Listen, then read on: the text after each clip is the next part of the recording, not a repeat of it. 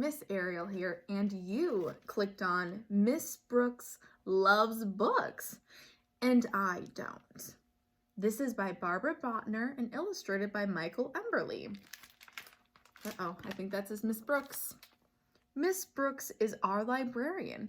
She loves books a lot. She loves The Runaway Bunny and Babar and Where the Wild Things Are and The Very Hungry Caterpillar. I asked Miss Brooks why she dresses up for reading circle. I want you to get as excited about books as I am, she says. I think Miss Brooks gets a little too excited, and I bet her costumes itch. Halloween means we each have to find a poem to share, but all the books with witches, ghosts, and goblins are checked out, and I hate pumpkins. So I make up a Halloween poem of my own. Eek! A freak. The class looks at me funny. Miss Brooks says, well, it's a start. All year long, Miss Brooks reads to us. Books about dragons and pilgrims and presidents. Books about love and leprechauns, groundhogs, and even... It's vexing. Look at all the holidays they read about.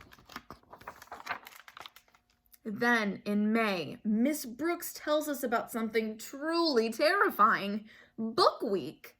You each need to pick a favorite story to share with the class. And I want you to wear a costume and tell us all about it. Really show us why you love it, she says. I'll never love a book the way you do, I tell Miss Brooks. Don't be so sure, she says. When I get home, I ask my mother if we can move to a new town. My mother says there's a library in every town.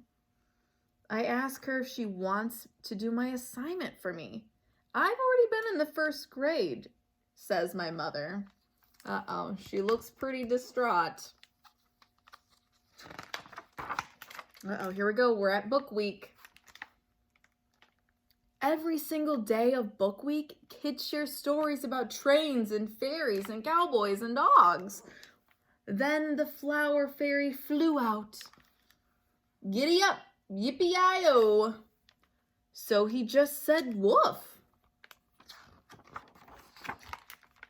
When Miss Brooks asks what I think, I say too flowery, too furry, too clickety, too yippity. Uh-oh. So Miss Brooks fills my bag with more books for me to read with my mom. But I don't like any of them. They're too kissy, too pink, and too silly, I tell my mother. You're as stubborn as a wart, she says. Warts? Maybe we've hit something. I want to read a story with warts, I shout. My mother finds a book called Shrek. Shrek has hairs on his nose and he snorts. I love that. Can you read it again, I ask? Uh-oh, snort, snort, snort. Uh-oh, you see your costume? I love this book. I have to practice the words over and over, but my mother helps. Then we make an ogre costume. I make stick-on warts for the whole class.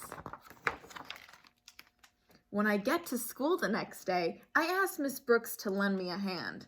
When I say the word snort, the whole class snorts.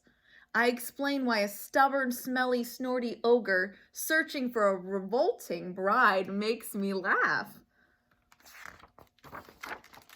Miss Brooks says she's glad I found a book to love. She says that even ogres, like me, can find something funny and fantastic and appalling in the library.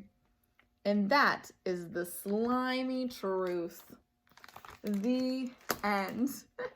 What a fun story. See, there is a book for everybody. So if you need help finding one of those books, make sure to ask your fellow librarian and we'll help you out. Don't forget to click around and see what else you can find.